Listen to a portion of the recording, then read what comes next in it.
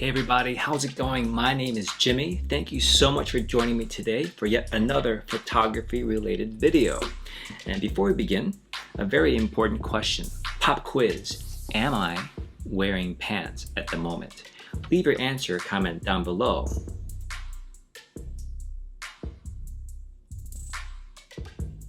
Okay, time's up. If you answered yes I am, sorry, you lose.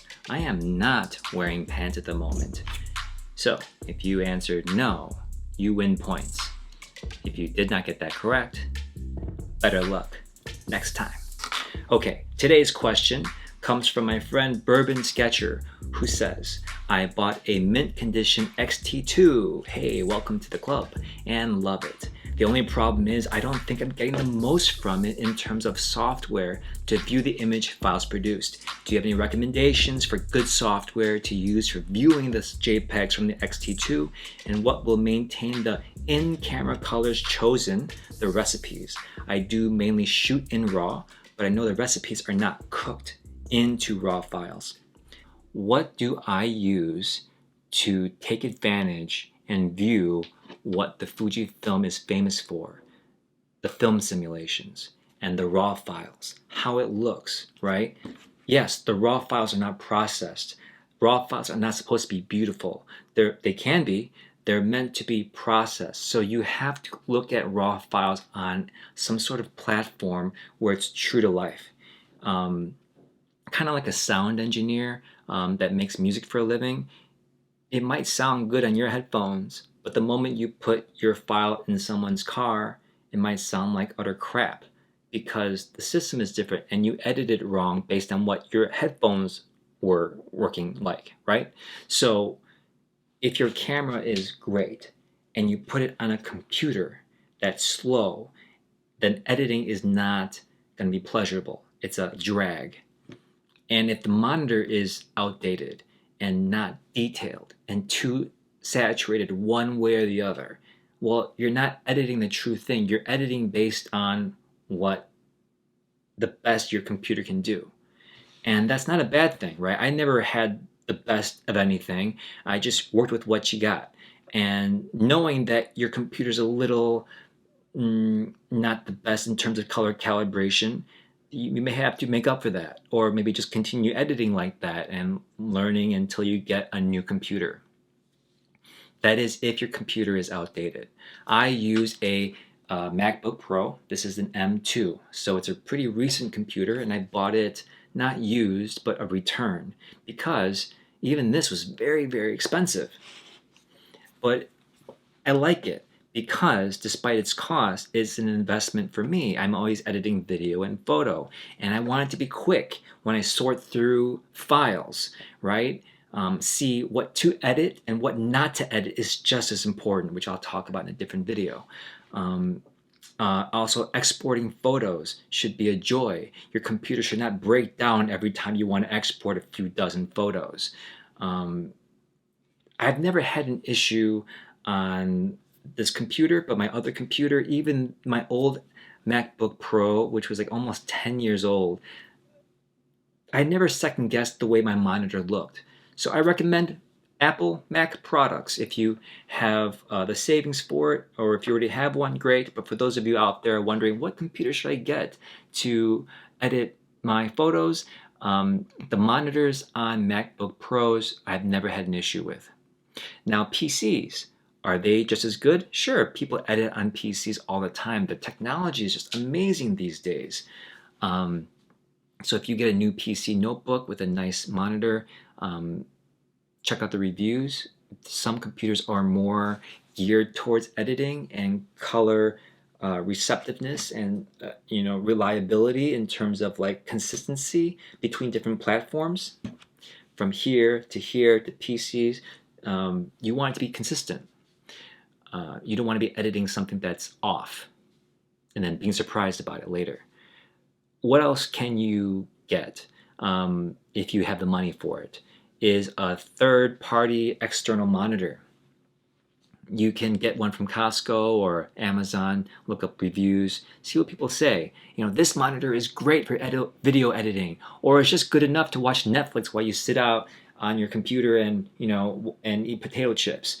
Monitors are different prices and they serve different purposes. So if you are editing video and pictures, you don't want to get a cheaper monitor, right? So if you're serious about what you're doing and you want to get a good monitor, definitely look at the reviews for that.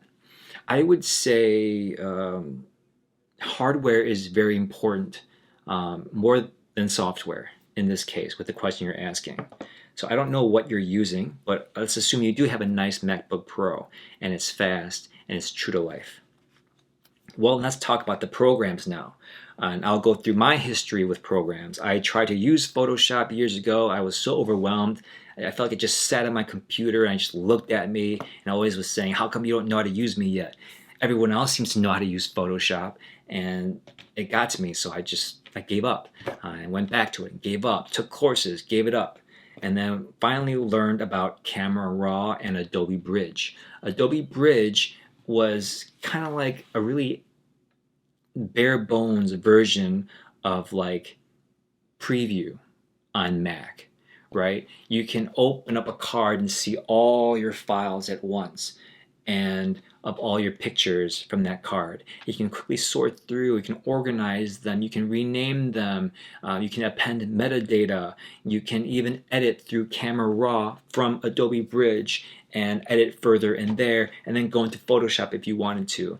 Camera Raw was a great way to make some subtle changes, if not very powerful dramatic changes as well. If you want to do layering and stuff like that and flattening images, then Photoshop would do that for you. So Adobe Bridge and Camera Raw together may be free if you buy other software like Photoshop from Adobe. So look into that. What other software do I recommend that I used extensively was Lightroom from Adobe. You might have heard about Lightroom. I'm wondering why you haven't looked into that, and there's probably a reason. And I stopped using it because of subscription services that has now been implemented with Adobe. I don't like the fact that I need to pay monthly a subscription for a website to edit pictures. That doesn't make sense to me. I don't want to do it. I refuse. So I don't use Lightroom anymore. But I must say, after using Adobe Bridge and Camera Raw, Lightroom came a little easier to me. I tried Lightroom before that. I gave up on that as well. Lightroom, I still use Camera Raw, Adobe Bridge, even with Lightroom. I was able to sort through things and move things around, and I never had an issue with the way things looked in the viewing experience with Adobe Bridge. And then I would go to Lightroom and then take the leftover ones and really start to get creative and start to take out imperfections if I thought they were, and just mess around creatively and cook my own recipes in Lightroom on my pictures. I never second guessed the way things looked on Lightroom either, and I would recommend Lightroom as well. The other great thing about Lightroom that I still think is awesome, and if they just have the lead on this, is the presets that are available on Lightroom. Some of you who are watching this don't know what presets are. I didn't know what they were for a very long time. Some of you guys are watching like, how can you not know what presets are? Well, not everyone knows about everything. Presets, in my opinion, are like Instagram filters, right? So you know how you take a picture on your phone and you just kind of scroll through all the different finishes, black and white, rooftop, 60s, 70s, 80s, modern, sharpened, all that stuff, the way it looks, it stylizes the photo, right? Those are all recipes. That's what Bourbon is talking about here. You take a raw file, or a JPEG, for example, and you can edit it with your recipe. So Lightroom has countless companies making preset packs. In fact, now that we're talking about it, it's probably going to show up in your Facebook feed as you scroll through. Preset packs for Lightroom, and you see like an ordinary picture of a person, and you scroll past it and it becomes this dramatic, amazing looking picture that's like sharpened and dramatic and beautiful. Those are presets. It's just Instagram filters that you put on your pictures. So Lightroom has tons of these available to you, and I bought a ton of them. And I loved taking any ordinary picture, editing it myself to see what I can do with it, making my own recipe, thinking it was pretty good, and then looking at different recipes in the presets and changing it dramatically and studying what makes theirs so different than mine and making it better. So I love that about Lightroom. So every time I did that, I could always trust the way that my photos looked on Lightroom. So it's a great, reliable software I recommend for you. Like I said, I don't use Adobe anymore because of the subscription service. So what do I use now? I use DxOPL, DxO Photo Lab. And this is a standalone product that I purchased for my Mac. If you have a PC, I think they have one for PC as well. And I downloaded it and I don't pay anything else. I paid for it and that's mine, right? I own it. And the one problem with DxO is that there aren't as many available presets, right? You can't buy a bundle of presets, Christmas presets, wedding presets, new baby presets, blue presets, black presets, dramatic presets, scary Halloween presets. They're so much fun to play with. I love them, and I miss being able to switch them out to black and white and all different kinds of looks and cooking them in all different kinds of ways. But you know what? DxO has forced me to make my own types of recipes and to not be afraid to make my own adjustments and parameters. When I open it up, it goes to this, and there's photo library here in the top left hand corner, and to the right of it there's a tab called customize. So Lightroom is kind of similar. When you open up Lightroom, there's a place where you can get all the files and kind of look at them all, kind of like Adobe Bridge. And then customize is where you can change levels and cook your photos and apply presets and see how they look. And from there, you export and enjoy your JPEGs, the fruits of your labor.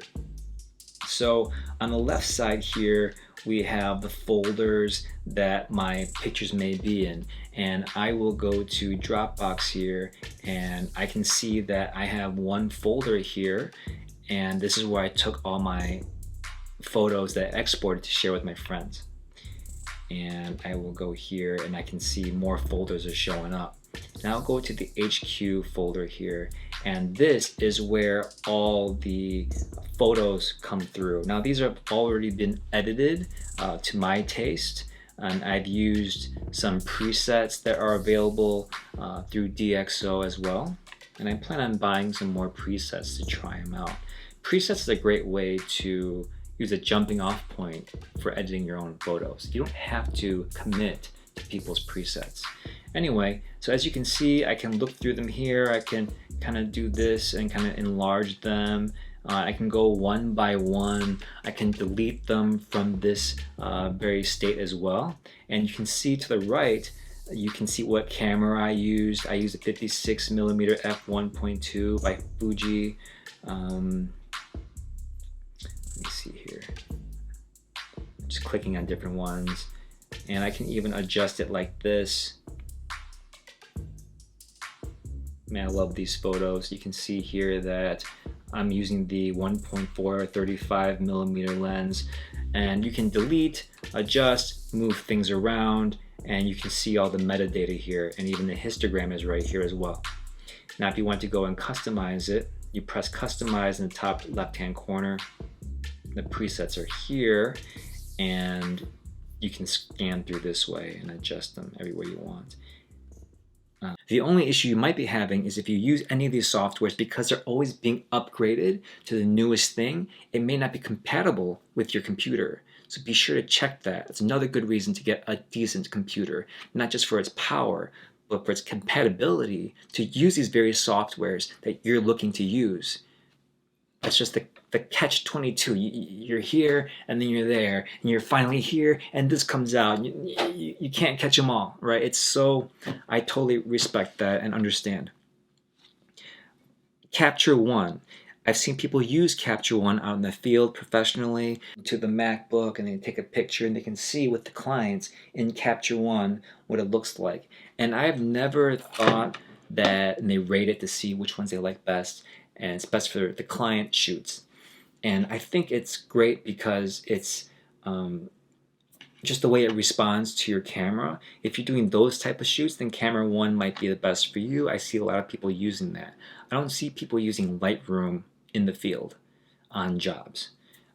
If you're just for the viewing experience at home, Lightroom, Adobe products, DxO are what I recommend. How are people looking at your photos? You're talking about the photos that you looked at for yourself and enjoying the experience of editing for yourself, whether it be raw or processed JPEGs. People are looking at your photos on their phone, on their iPad, on their laptops, but most likely their phones. Everyone is just so into consuming media nowadays by doing this. They look at yours for a second, they swipe this way, they swipe every which way. So keep that in mind. If you really want to obsess over the details and get the best of the best and not second guess anything, then yeah, get Adobe, get DxO. If you're into the subscription, and get a new computer. You won't have anything stopping you at that point.